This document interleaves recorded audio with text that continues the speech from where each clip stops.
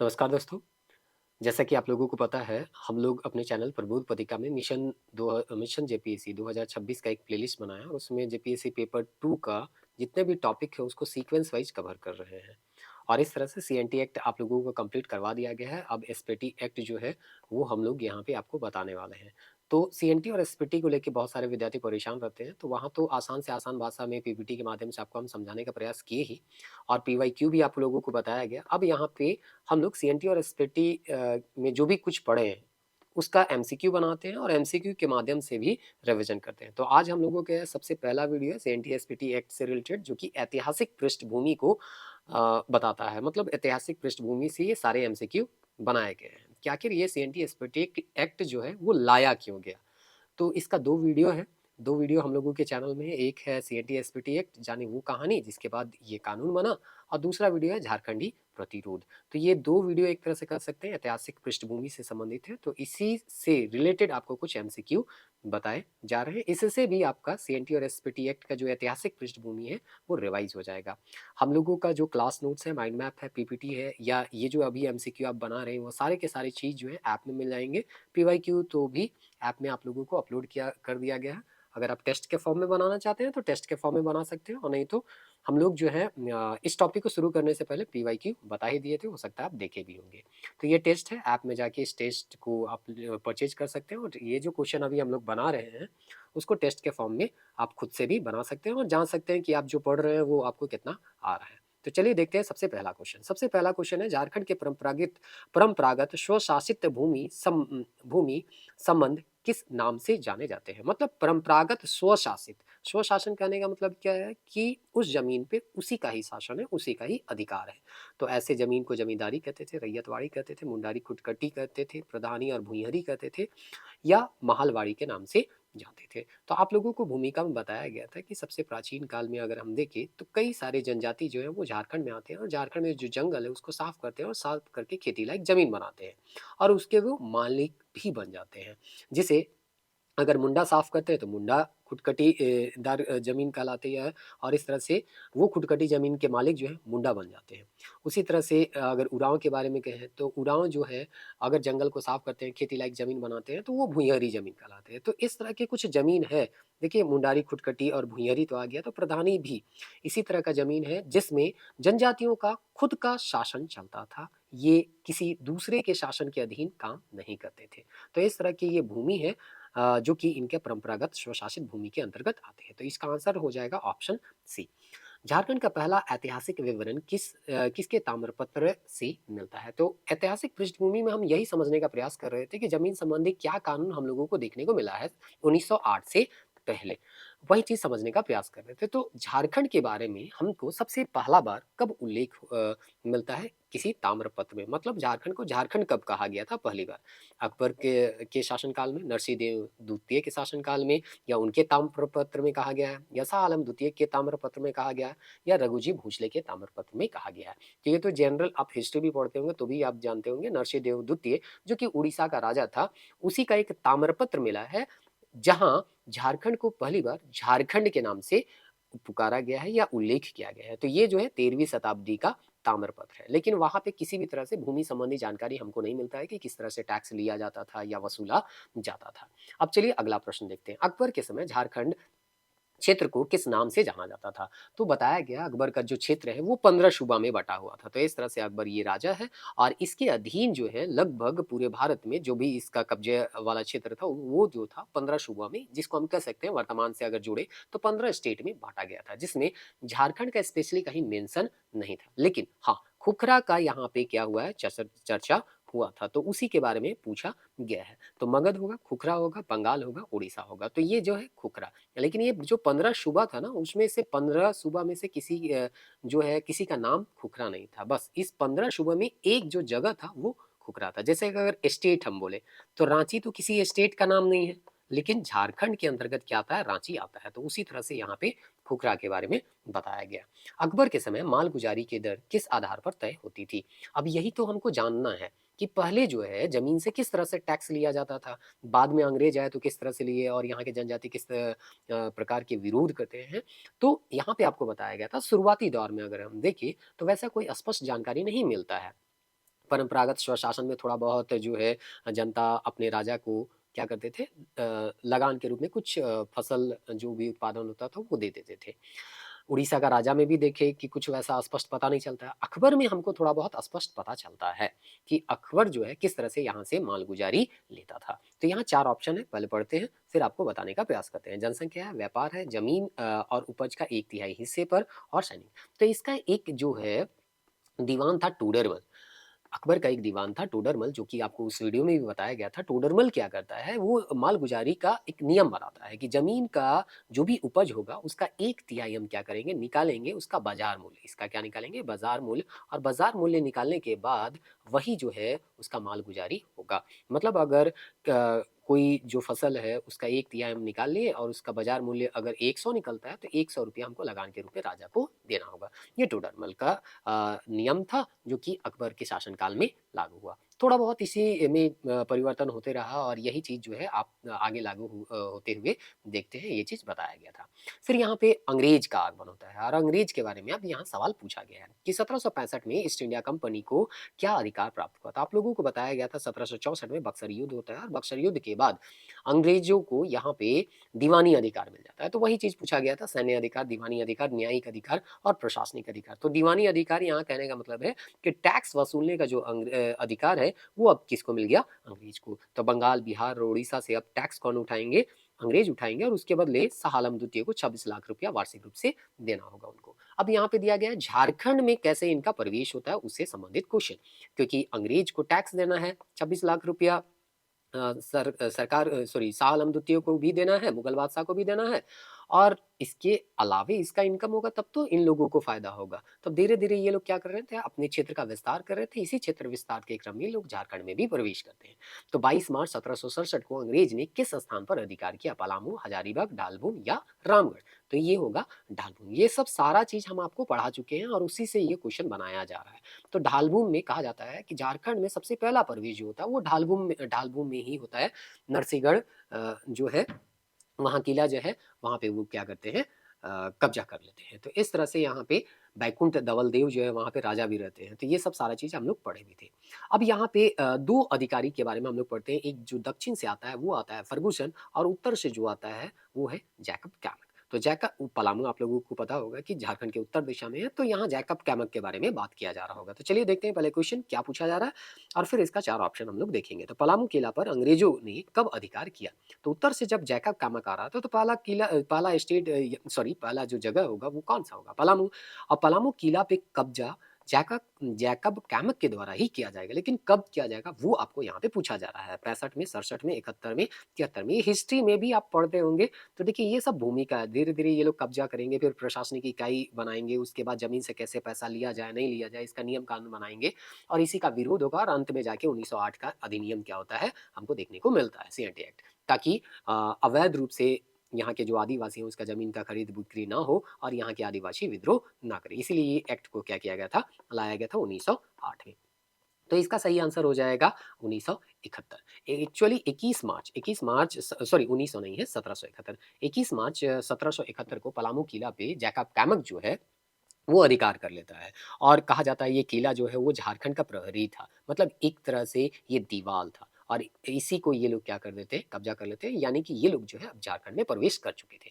नागवंशी राजा दर्पनाथ ने अंग्रेजों को कितने सालाना कर देना स्वीकार किया। तो हम लोग देखते हैं कि जैकब कैमक जैसे यहाँ पलामू प्रवेश करता है उसके बाद वो जो छोटानागपुर का इलाका था उस पर कब्जा करने जाएगा। फिर हजारीबाग का जो रामगढ़ का राजा था मुकुंद सिंह उस पर कब्जा करने का प्रयास करेगा। सबसे ज़्यादा मुकुंद सिंह ही इसको क्या करता है, परेशान करता है।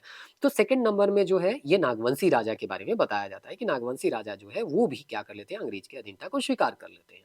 तो अंग्रेज की अधीनता को स्वीकार करते हैं तो कुछ तो टैक्स उनको देना पड़ेगा, क्योंकि बिना टैक्स दिए हुए तो वो लोग रह नहीं सकते थे। तो कितना टैक्स देना था, 5,000। इस तरह के प्रश्न पूछे जाते हैं, इसलिए यहाँ पे बनाया भी गया है 10,000, 12,000 और 15,000। तो 12,000 रुपया दर्पनाथ शाह जो है वो देना स्वीकार करता है अंग्रेजों को। तो इस तरह से अंग्रेजों को झारखंड में आने का फायदा मिल गया। 1773 में रामगढ़, पलामू और छोटानागपुर को मिलाकर क्या बनाया गया? अब देखते हैं कि जैसे अंग्रेज यहाँ झारखंड में आते हैं, झारखंड में धीरे-धीरे ये लोग क्या कर लेते हैं, कब्जा कर लेते हैं। अब कब्जा करेंगे तो यहाँ से टैक्स वसूलना होगा। अब टैक्स तो पहले राजा महाराजा अपने तरीके से वसूलते थे, अंग्रेज जो है वो अपने तरीके से वसूलेंगे। तो यहाँ पे क्या किया जाएगा, धीरे-धीरे परिवर्तन किया जाएगा और परिवर्तन करके एक प्रशासनिक इकाई बनाया जाएगा जिसको वर्तमान में अभी हम लोग जिला के नाम से जानते हैं। तो वही किया गया, रामगढ़, पलामू, छोटानागपुर सब में कब्जा हो चुका था अंग्रेजों का, तो इन तीनों को मिला दिया गया और एक प्रशासनिक इकाई जिला बनाया गया। अब रामगढ़ जिला बन गया, सबसे पहला राम जिला जो है वो रामगढ़ है और 2007 में अभी रामगढ़ जो है अंत में बना भी है, रामगढ़ और खूंटी बना था। तो इस तरह से यहाँ पे पूछा जा रहा है रामगढ़ जिले का मिलिट्री कलेक्टर कौन था? फर्गुसन था, टूडरमल था, जैकब कैमक था, रघुजी भोसले था। तो आप लोगों को बताया गया उत्तर दिशा से जैकब कैमक आ रहा था और दक्षिण से फर्गुसन आ रहा था। तो ये जैकब कैमक जो था वो एक मिलिट्री भी था और लास्ट में इसको 1773 में जब जिला बनता है तो वहाँ कलेक्टर भी बना देता है। तो इसलिए इसको मिलिट्री कलेक्टर के तौर पे जाते हैं, मतलब मिलिट्री का भी काम करेगा और कलेक्टरशिप का यानी कि टैक्स वसूलने का भी काम करेगा और ये नाम था जैकब जैकब कैमक। चलिए अगला प्रश्न देखते हैं, बोर्ड ऑफ रेवेन्यू की स्थापना कहाँ किया जाएगा? तो बोर्ड ऑफ रेवेन्यू आप लोगों को बताया गया था जब अंग्रेज पहली बार यहाँ पे आए थे तो 1765 में जब दीवानी अधिकार मिलता है तो वो यहाँ नए होते हैं। इन लोगों को पता नहीं होता है कि किसके पास कितना जमीन है, कहाँ किससे टैक्स लेना है नहीं लेना है, कुछ आइडिया नहीं रहता है।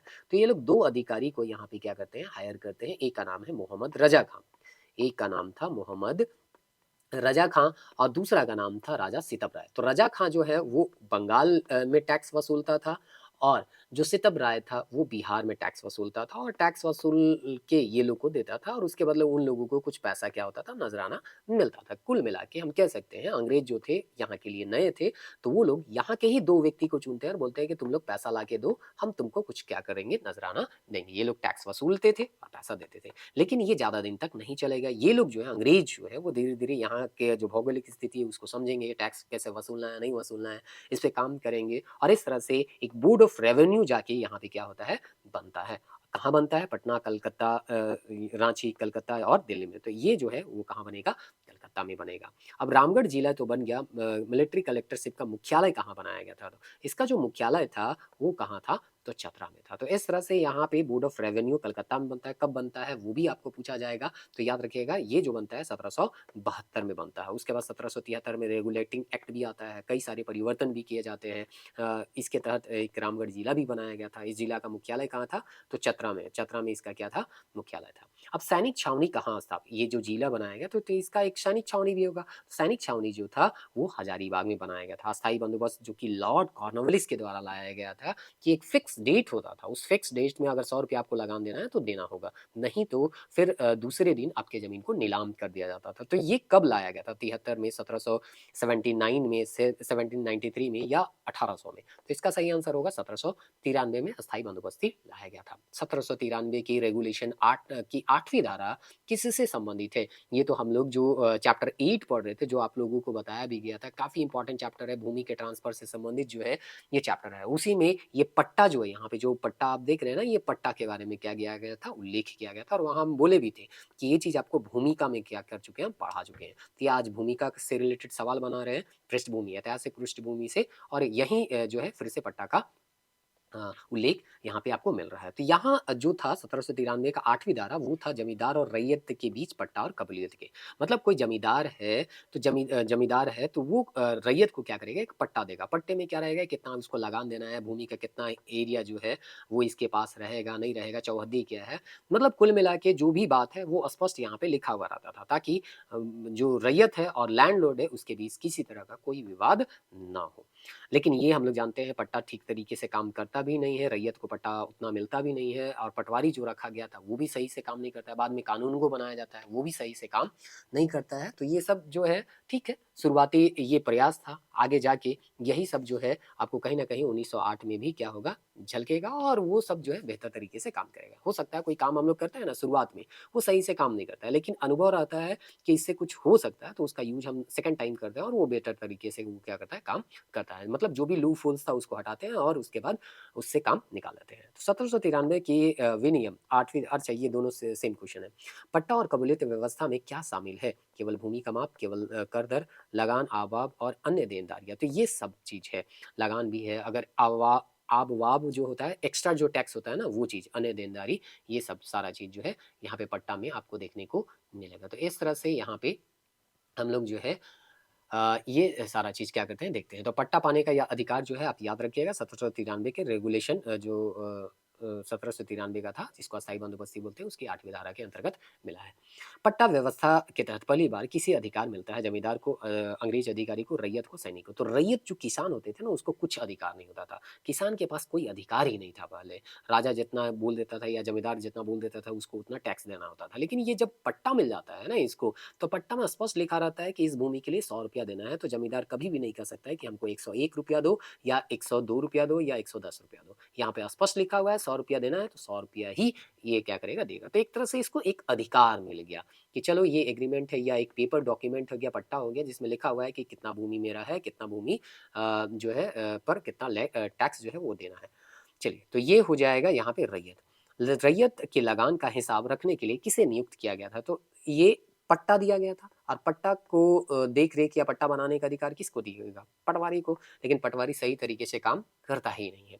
1812 में तिरहुत के कलेक्टर की रिपोर्ट के अनुसार क्या स्थिति थी? सब जगह पट्टा लागू था, कहीं भी पट्टा का कबूलियत सही से लागू नहीं था, केवल बंगाल पे लागू था, केवल बिहार पे। तो ये जो कलेक्टर है ना, उस समय का जो भी कलेक्टर था, वो बता रहा था कि ढाई 1793 में तो पट्टा का अधिकार दे दिया गया, लेकिन इस पे काम नहीं किया गया, ठीक से लागू नहीं हुआ, कहीं भी पट्टा या कबूलियत सही से लागू नहीं हुआ। वो चीज़ यहाँ पे बताया जाता है एक कलेक्टर के द्वारा, तिरहुत के कलेक्टर के द्वारा 1812 में। सोचिए 1793 का ये एक्ट है, और ये 1812 में बोल रहा है कि भाई आज तक तो ठीक से कोई काम ही नहीं हुआ है पट्टा पे। 1799 के रेगुलेशन 6 के द्वारा जमींदार को क्या अधिकार मिला? कर माफी, गिरफ्तारी और नीलामी का अधिकार, व्यापार करने का अधिकार, सैनिक। तो ये जो मिलता है गिरफ्तारी और नीलामी का अधिकार, मतलब कोई भी जमींदार जो है, कोई भी जमींदार जो है किसी को भी क्या कर सकता है, गिरफ्तार कर सकता है, किसी का जमीन को क्या कर सकता है, नीलाम कर सकता है। और इसी के बाद खरीद फरोख्त जो है जमीन का क्या हो जाता है, बढ़ जाता है। मतलब जमींदार का कोई निजी दुश्मनी भी किसी से निकालना होगा ना, तो इस सब मामले में उलझा को उसको गिरफ्तार कर सकता है, या उसका जमीन को क्या कर सकता है, नीलाम कर सकता है। लेकिन बाद में जो ये गिरफ्तारी वाला है जो है ना, उसको क्या कर दिया गया, हटा दिया गया, नीलामी वाला रहने दिया गया। 1812 के विनियम 5 में क्या परिवर्तन किया गया? नीलामी का अधिकार खत्म कर दिया गया, गिरफ्तारी और नीलामी दोनों खत्म किया गया, गिरफ्तारी का अधिकार खत्म किया गया, नीलामी जारी रखा गया। ये तीसरा ऑप्शन ही क्या है, सही है। औपनिवेशिक सरकार जमींदारों से क्या अपेक्षा रखती है? व्यापार बढ़ाना, नियमित और तत्पर लगान जमा करना, सेना बनाना और शिक्षा फैलाना। तो देखिए औपनिवेशिक सरकार क्या चाहती थी कि नियमित रूप से और तत्पर रूप से लगान उनको मिलता रहे, उनको इनकम होता रहे। जो जमींदार लगान जमा नहीं कर पाते थे, उनके साथ क्या होता था, उन्हें माफ कर दिया जाता था, उन्हें जेल भेज दिया जाता था, उनका जमीन नीलाम कर दी जाती थी, उन्हें पदोन्नति दी जाती थी। तो सीधा सा है, अगर आप लगान नहीं दीजिएगा तो आपका जमीन जो है वो क्या कर दिया जाता था, नीलाम कर दिया जाता था, यानी कि बेच दिया जाता था। 1815 के रेगुलेशन दो के तहत क्या व्यवस्था की गई थी? सैनिक छावनी, कानूनगो की नियुक्ति, व्यापार कर या न्यायालय। तो ये जो होगा कानूनगो की नियुक्ति, मतलब एक पटवारी सही से तो काम कर रहा था नहीं। 1812 का तिरहुत का कलेक्टर का आप पढ़ ही लिए कि वो बोलता है कि ठीक से काम यहाँ पे तो किया नहीं जा रहा है पटवारी के द्वारा, तो उसके ऊपर क्या कर दिया जाता है, एक कानूनगो नाम का अधिकारी रखा जाता है। लेकिन आपको आगे पता चलेगा ये भी ढंग से काम करता नहीं है। कानूनगो का मुख्य कार्य क्या था? अगर कोई कानूनगो है तो उसका कुछ तो कार्य होगा, कर वसूली का, सैनिक नेतृत्व का, पटवारी के काम के देखरेख और रिकॉर्ड सही करना। तो ये जो पटवारी है ये सही से काम करे, इसके लिए कानूनगो रखा जाता था, जो दोनों को क्या करता था, मतलब कहने का मतलब पटवारी को ये चेक करता था कि सही काम कर रहा है कि नहीं कर रहा है। तो इसका सही आंसर हो जाएगा ऑप्शन सी। 1817 के रेगुलेशन 12 के तहत पटवारियों को क्या बनाया गया था? निजी कर्मचारी, सैनिक कर्मचारी, सरकारी कर्मचारी, जमींदार। तो इनको बनाया गया था सरकारी कर्मचारी। चलिए, अब आगे हम लोग देखते हैं कि क्या पूछा गया है। Question number 27। 1832 की कोल विद्रोह के बाद रामगढ़ जिले को किस एजेंसी के अधीन कर दिया गया था? तो रामगढ़ जिले को किसके अधीन किया गया था वो पूछा गया 1832 के कोल विद्रोह। तो हम लोग पढ़ते हैं कोल विद्रोह 1831-32। 1831-32 का जब कोल विद्रोह होता है तो एक प्रशासनिक इकाई बनता है साउथ वेस्ट फ्रंटियर एजेंसी, जिसके एजेंट होते हैं कैप्टन विल्किंसन। उसी से रिलेटेड यहाँ पे दो सवाल पूछा गया है। तो सबसे पहला जो क्वेश्चन है यहाँ पे 27 नंबर, क्वेश्चन 27 नंबर है, तो इसका सही आंसर हो जाएगा option B, western frontier agency. और दूसरा जो क्वेश्चन है 15 जनवरी 1834 का गवर्नर जनरल का प्रधान प्रतिनिधि यानी एजेंट किसे बनाया जाता है? तो ये हो जाएगा कैप्टन विल्किंसन, है ना। छोटानागपुर के प्रशासकों ने कितने जिले बनाए थे? अब देखिए ये जो है डिटेल अगर नोट्स पढ़े होंगे तो वहाँ पे आपको मिला होगा, ये 3 जिला जो है ये लोग क्या करते हैं, बनाते हैं। बाद में साउथ वेस्ट फ्रंटियर एजेंसी होता है ना, तो इसमें 3 जिला हजारीबाग, मानभून और लोहरदगा नाम से क्या होता है, बनता है। निम्नलिखित में कौन सा जिला छोटा नागपुर के प्रशासन में शामिल नहीं था? हजारीबाग, मानभून और लोहरदगा और पटना। तो पटना नहीं था, बाकी अभी आपको बताया गया 3 जिला यही था, हजारीबाग, मानभून और लोहरदगा। लोहरदगा के अधीन ही रांची आता था, बाद में 1899 को रांची को अलग जिला का दर्जा मिल जाता है। लोहरदगा का मुख्यालय 1852 में कहाँ स्थानांतरित किया गया? तो शेरघाटी, लोहरदगा, रांची, किशनपुर और दुमका। तो इसका सही आंसर हो जाएगा रांची, किशनपुर, जो कि आगे जाके देखिए इसका मुख्यालय ये बनेगा। मुख्यालय बनने के बाद आगे 1899 में जैसा कि आपको बताया इसको जिला का दर्जा, यानी कि रांची जो है वो अब जिला का, जैसे वर्तमान में हम लोग करते हैं ना रांची जिला, तो ये दर्जा मिल गया 1899 में। संथाल परगना का निर्माण किस विद्रोह के बाद हुआ? तो सब जानते हैं संथाल विद्रोह के बाद हुआ। संथाल परगना का निर्माण किस अधिनियम के तहत किया गया? एक्ट यहाँ पे 13 1833 दिया गया है, एक्ट 37 1855 दिया गया, एक्ट 5 1812 दिया गया, एक्ट 6 1799। तो हम लोग जानते हैं 55-56 में ये विद्रोह था, तो ये जो होगा आंसर बी ही होगा। चलिए अब हम लोग चलते हैं क्वेश्चन नंबर 35 की ओर। संथाल परगना का मुख्यालय कहाँ था? तो संथाल परगना का मुख्यालय दुमका में था, सॉरी भागलपुर में था, दुमका में था, रांची में था, पटना में था। तो इसका सही आंसर हो जाएगा दुमका। संथाल परगना के प्रथम डिप्टी कमिश्नर यानी डीसी जो थे वो कौन थे? विल्किंसन थे, एसली एडेन थे, फार्मर थे या टूडरमल थे? टूडरमल तो वो अकबर वाला दीवान था, विल्किंसन अभी आपको बताया एजेंट था साउथ वेस्ट फ्रंटियर एजेंसी का। तो एसली एडेन। तो कभी कभी हम लोग क्या करते हैं ना, ऑप्शन को एलिमिनेट करके भी सही आंसर तक पहुंच जाते हैं। सरदारी लड़ाई किस अवधि में हुई? सरदारी लड़ाई जो है 3 चरणों में बांट के हम लोग इसको देखते हैं, और पहला चरण बताया गया था भूमि संबंधी ये आंदोलन चला था। तो सरदारी लड़ाई किस अवधि तक चली? तो 59 से लेके यहाँ पे 81 आपको दे सकते हैं। एक्चुअली इससे आगे भी ये क्या होता है, चलता है, जो कि बिरसा मुंडा आंदोलन में इसका क्या हो जाता है, विलय हो जाता है, ठीक ना। सरदारी आंदोलन का मुख्य कारण क्या था? धार्मिक, भूमि संबंधी, व्यापार संबंधी, शिक्षा संबंधी। तो इसका सबसे मेन कारण था भूमि, क्योंकि 1831-32 के समय जब विद्रोह होता है ना, तो ये लोग असम के चाय बागान तरफ चले जाते हैं, फिर वापस आते हैं और ये लोग अपना जमीन देखते हैं, तो इन लोग का जमीन छीन लिया जाता है। तो बोलते हैं कि हमारा जो परंपरागत जमीन है, भुइंयरी जमीन है, खुटकटी जमीन है, उसे वापस दे दीजिए, है ना। चलिए इसी के कारण यहाँ पे क्या होगा एक अधिनियम भी लाया जाएगा, जिससे रिलेटेड अभी आपको सवाल भी मिलेगा। भुइंयरी काश्तकारों की परिभाषा तय करने का कार्य किसे सौंपा गया? अब देखिए भुइंयरी अभी बोला गया ना, वापस जमीन हमको चाहिए। भुइंयरी जमीन यानी कि वो उसका मालिकाना हक वाला क्या था, जमीन था, जिसको पहली बार वो यहाँ पे उनके मतलब आजा परदादा जो भी आए होंगे यहाँ जंगल को साफ किए होंगे, खेती लायक जमीन बनाए होंगे, तो भुइंयरी जमीन के बारे में बात किया गया था। तो बोला गया भूइहरी काश्तकारों की परिभाषा तय करने का कार्य किसे सौंपा गया? विल्किंसन, एसली एडेन, लाल लोकीनाथ, टूडरमन। तो लाल लोकीनाथ करके एक रेवेन्यू ऑफिसर था, उसको ये काम दिया गया था। 1867 में अधिनियम के अनुसार क्या निर्णय लिया गया? कर बढ़ाया गया, जमीन नीलाम की गई, छीनी गई जमीन वापस देने का निर्णय लिया गया। तो 1867 का यहाँ पे एक अधिनियम आता है। अधिनियम आने के बाद यहाँ पे बोला जाता है कि हम आपका जमीन जो है वो क्या कर देते हैं, वापस दे देते हैं। मतलब जो आप असम के चाय बागान में चले गए थे, जो सरदारी लड़ाई हुआ था ना, वापस ये लोग आते हैं तो बोलते हैं हमारा जो जमीन है वो ये मतलब मालिकाना हक वाला जमीन है, उसको भी कोई छीन लिया। तो आप कभी कभी होता है ना कि घर से बाहर चले जाते हैं, शहर में चले जाते हैं, कुछ सालों के बाद आते हैं तो देखते हैं आपका जमीन पे किसी और ही का कब्जा हो गया। तो वही कब्जा वापस लेने के लिए यहाँ पे ये सर्वे करता है लाल लोकीनाथ, देखता है कि कौन किसका भुइंयरी जमीन है, और उसके बाद ये जमीन जो है वो वापस किया जाता है। भुइंयरी बंदोबस्त 1869 के बाद भी कौन सा काश्तकार बच गई? मतलब यहाँ पे एक कानून आता है छोटा नागपुर भूधृति अधिनियम 1869। तो यहाँ पे किसका उल्लेख नहीं किया गया था वो चीज पूछा गया। तो यहाँ पे जमींदारी, रैयतवाड़ी, राजहंस, खुटकटी, कूरकर और महालवाड़ी जो है वो चीज आपका यहाँ पे क्या किया गया है, दिया गया है। तो इसका जो है वो सही आंसर हो जाएगा राजहंस, खुटकटी और कोडकर भूमि जो है यहाँ पे छुड़ गया था, क्योंकि ये जो है यहाँ पे खुटकटी भुइंयरी को तो दिया गया था, खुटकटी इसीलिए तो यहाँ पे मुंडा लोग जो है बाद में विद्रोह करेंगे और तब जाके सीएटी एक्ट आता है।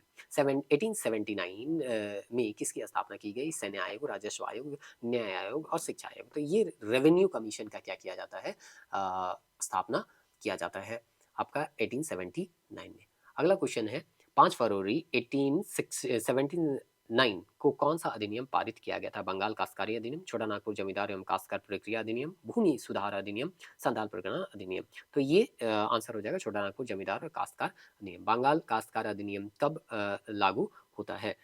तो बंगाल काश्तकार अधिनियम जो होता है वो आपका 1885 में होता है, 1885 में होता है। तो इस तरह से इसका आंसर हो जाएगा ऑप्शन बी। अब अगला प्रश्न है, बंगाल काश्तकारी अधिनियम का मुख्य उद्देश्य क्या था? तो ये 1885 में जो अधिनियम आया उसका कुछ तो उद्देश्य होगा, व्यापार बढ़ाना, रैयतों को सुरक्षा देना और जमींदार को सुविधा देना, सेना बनाना। तो ये एक्चुअली रैयत और जमींदार के बीच जो लड़ाई हो रहा था ना उसको कम करने के लिए लाया गया था। तो रैयत को सुरक्षा देना और जमींदार को सुविधा देना।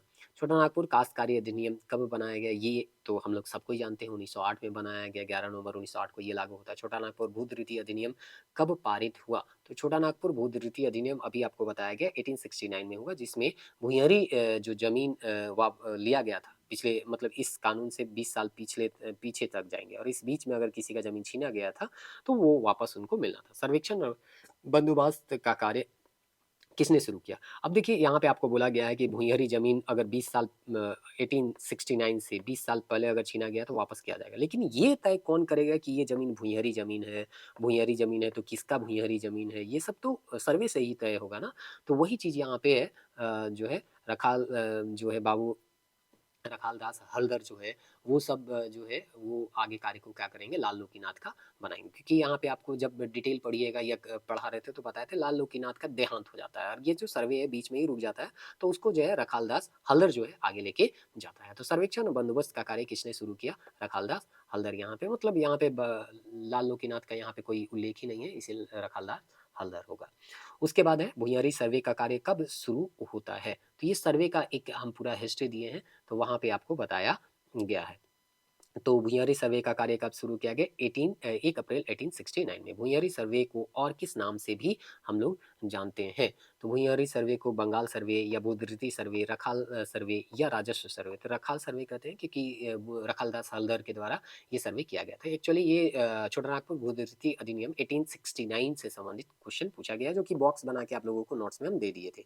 1879 में स्थापित राजस्व आयोग का मुख्य उद्देश्य क्या हुआ? रेवेन्यू कमीशन जो है वो स्थापित किया गया था 79 में, तो उसका उद्देश्य कुछ तो रहा होगा, तब ये कमीशन का प्रयोग स्थापना किया गया। तो वो क्या था? तो जमींदार और रैयत से संबंधित कानून का सार तैयार करना कि आखिर क्या इन लोगों का जो है राइट्स है, क्या अधिकार है, नहीं है, रैयत का क्या अधिकार है, का जो जमींदार है उसका क्या अधिकार है, उससे संबंधित। 1854 में साउथ वेस्ट फ्रंटियर एजेंसी का नया नाम क्या रखा गया? तो अभी आपको बताया गया कि 1831-32 के बाद, 31-32 के बाद जो है वो क्या किया जाता है, साउथ वेस्ट फ्रंटियर एजेंसी बनाया जाता है। तो वो जो है उसमें थोड़ा सा प्रशासनिक परिवर्तन किया जाता है 1854 में, और साउथ वेस्ट फ्रंटियर एजेंसी का नाम को बदल देता है। तो उसको क्या बोलते हैं? बंगाल डिवीजन, छोटा नागपुर डिवीजन, पटना डिवीजन, उड़ीसा। तो उसको बोलते हैं छोटा नागपुर डिवीजन। उसमें थोड़ा सा प्रशासनिक परिवर्तन भी किया जाता है। क्या परिवर्तन किया जाता है अभी पूछा भी गया है, चलिए उसी में जान लेंगे। छोटा नागपुर डिवीजन के आयुक्त किसके?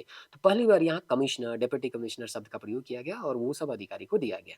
तो बंगाल के लेफ्टिनेंट गवर्नर के जस्ट नीचे जो रहते थे वो कमिश्नर होते थे। बिहार और उड़ीसा अलग अलग प्रांत कब बना? तो 1912 में ये दोनों क्या होता है, अलग होता है। 1936 में यहाँ पे बिहार अलग होता है फिर, ठीक ना। फिर जो है आपका 1874 के अधिनियम के अनुसार गैर नियमन जिला को क्या कहा जाता है? विशेष क्षेत्र, अनुसूचित जिले, पिछड़ा क्षेत्र और अपवर्जित। तो अनुसूचित क्षेत्र ये अब जो है डेवलपमेंट के बारे में यहाँ पे दिया जा रहा है कि पांचवी और छठी अनुसूची हम लोग पढ़ते हैं ना, उसमें 26 जनवरी 1950 को लागू संविधान के अनुसार गैर नियमन जिले को क्या कहा जाता है? तो अनुसूचित क्षेत्र के तौर पे हम लोग जानते हैं। मतलब सबसे पहले साउथ वेस्ट फ्रंटियर एजेंसी बना, छोटा नागपुर बना, नॉन रेगुलेशन एरिया के सामान्य कानून इसमें सीधे सीधे लागू नहीं होंगे, जैसे कि अभी पांचवी और छठी अनुसूची में हम लोगों को देखने को मिलता है। तो वही चीज यहाँ डेवलपमेंट को बताया गया है या पूछा गया है। संविधान की धारा 244 एक किससे संबंधित है? तो 244 जो है एक किससे संबंधित है? शिक्षा से, अनुसूचित क्षेत्र के प्रावधान से, व्यापार से, सेना से। तो ऑप्शन बी इसका सही आंसर हो जाएगा, अनुसूचित क्षेत्र के प्रावधान से। पांचवी अनुसूची किन क्षेत्रों में लागू होती है?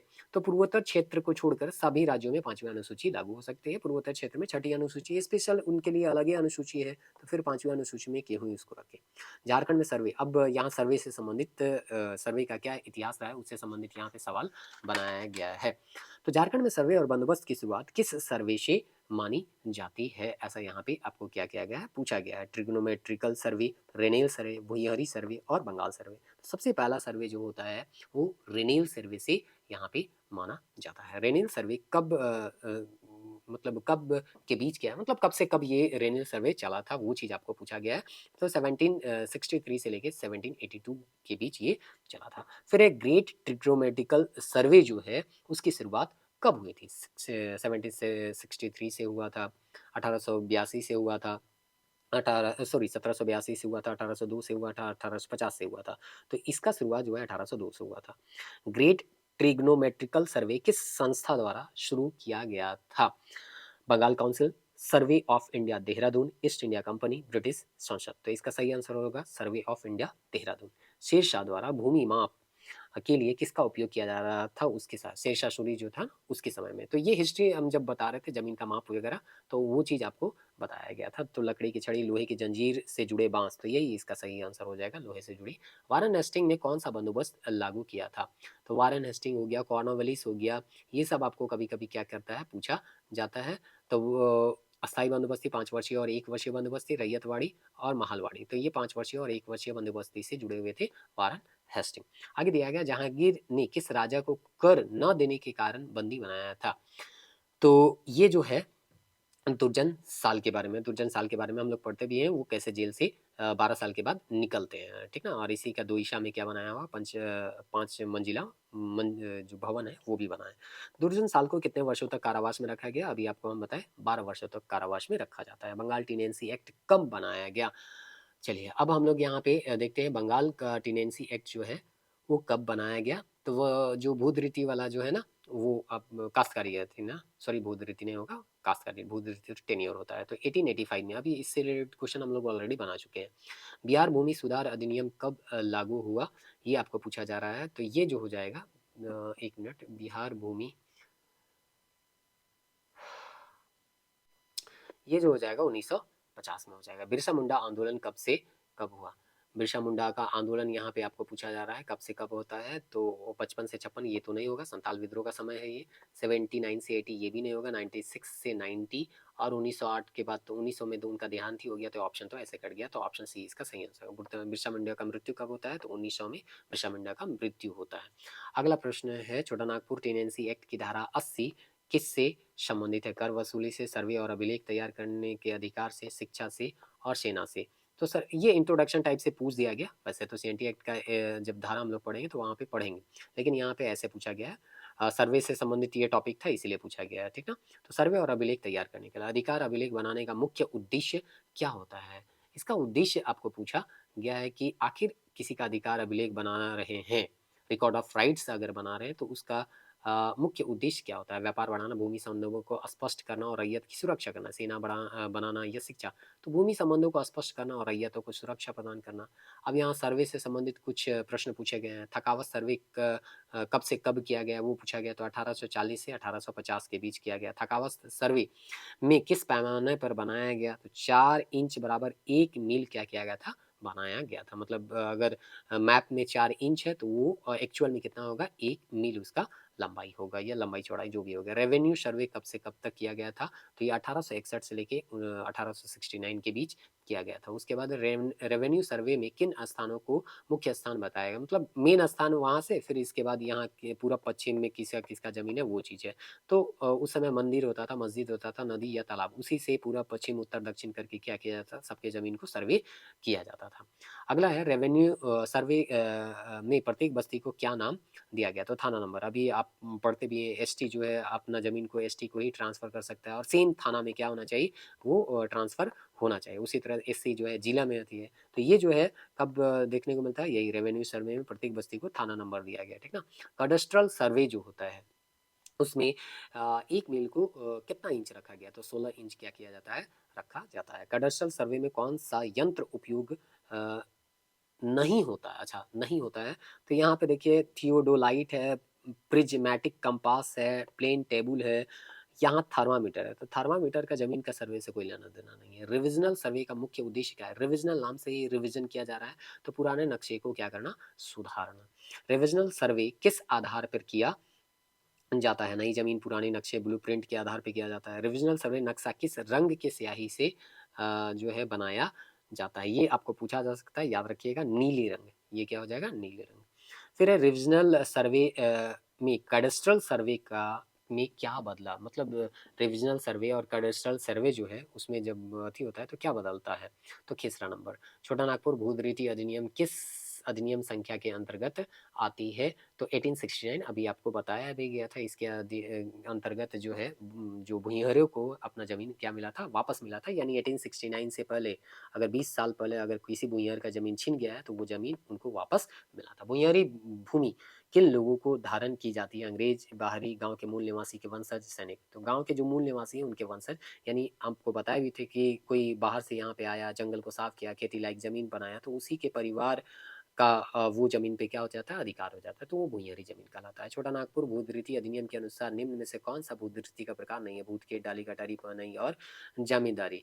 तो आपको यहाँ पे बताना है कि कौन सा उसके अंदर नहीं नहीं है सो नहीं, तो है। तो भूतखेत भी आता है, डाली कटारी भी आता है, जो पाला स्लाइडम क्लास का बताए थे उसमें ये सब इंक्लूड भी था, और ये आया हुआ भी क्वेश्चन है। तो जमींदारी नहीं होगा, बाकी सब चीज़ें यहाँ पे होगा। अगला प्रश्न देखते हैं, पहनई भूमि किसके लिए आरक्षित होती थी? किसान, सैनिक, पाहन या पुजारी, व्यापारी। नाम से ही पहनई है तो पाहन और पुजारी है। महतोई किसे दी जाती थी? तो महतो जो लगान जमा करता होता था उसको। मंझियस भूमि का उपयोग किसके लिए होता है? सरकारी कार्य के लिए, गांव के स्वतंत्रधारी के उपयोग के लिए, व्यापार के लिए, सेना के लिए। तो गांव का जो स्वतंत्रधारी है ना, प्रोप्राइटर होता था, उसके लिए ये मंझियस भूमि होता था, एक तरह से हम कह सकते हैं जमींदार के। बेट खेत भूमि का उद्देश्य क्या होता था? कर वसूली, मजदूरी के पारिश्रमिकी के लिए, व्यापार के लिए और शिक्षा के लिए। तो मजदूरी के पारिश्रमिकी के लिए बेट खेत जो है जमींदार दिया जाता था। अगला हम लोग देखते हैं, अगला क्वेश्चन है लास्ट। अच्छा, एक ही क्वेश्चन है, एक क्वेश्चन जो है वो 91 वाला क्वेश्चन जो है यहाँ पे इंक्लूड नहीं हुआ, लेकिन ऐप में आप देखेंगे। छोटा नागपुर भूधृति अधिनियम के अनुसार किस स्थिति में भूमि को भूमिहरी या मंझियस के रूप में दर्ज नहीं किया जा सकता है? यदि कब्जा 20 वर्ष के भीतर हुआ हो तो हम उसको भूमिहरी या मंझियस के रूप में दर्ज नहीं कर सकते हैं। ये एक सवाल बनाया हुआ था। तो इस तरह से 91 सवाल से हम लोग जो सीएनटी और एसपीटी एक्ट का पृष्ठभूमि था उसको रिवाइज करने का प्रयास किए। फिर से यहाँ पे हम कह रहे हैं, यदि अगर आप चाहते हैं तो इसे आप क्या कीजिए, ऐप में जाके टेस्ट के रूप में बनाइए। टेस्ट के रूप में अगर ये बनाइएगा, खुद से अगर बनाइएगा तो ज़्यादा फायदा होगा, क्योंकि उसमें स्पष्ट आपको पता चलेगा कि आप कितना प्रश्न जो है वो बना पा रहे हैं। एक यहाँ पे है ओनली जेपीएससी, इस सेक्शन में जाइएगा तो आपको टॉपिक वाइज एमसीक्यू मिल जाएंगे, जो इस टॉपिक से रिलेटेड है वो टेस्ट 1 में आपको दिया गया है। उसी तरह से आपका जो सीएनटी एक्ट का इंट्रोडक्शन है वो अलग टेस्ट है, फिर चैप्टर 1 से 3 अलग चैप्टर टेस्ट है, चैप्टर 4 अलग टेस्ट है। इस तरह तो आपको जेपीएससी के लिए मिलेगा ही, ओनली जेपीएससी का। इसके अलावा history, geography, culture, miscellaneous, marathon test, PYQ, economic survey कहीं कहीं हम जरूरी लगा है तो उसका क्वेश्चन भी क्या कर दिया, डाल दिए। तो ये सारा चीज़ आपको मिलेगा ओनली 99 में। तो ये हर एक एग्जाम में काम करेगा आपका, ना केवल जेपीएससी में बल्कि जेएसएससी जो एग्ज़ाम देते हैं या किसी भी एग्ज़ाम में यदि आपका झारखंड से का सवाल पूछा जाता है तो वहाँ पे ये टेस्ट जो है आपको हेल्प पहुँचाएगा। मिलते हैं नेक्स्ट वीडियो में, वहाँ पे हम लोग जो है सीएनटी एक्ट के इंट्रोडक्शन से क्या करेंगे, सवाल बनाएंगे, जो कि टेस्ट 2 ऐप में आपको टेस्ट 2 के रूप में क्या होगा, मिलेगा।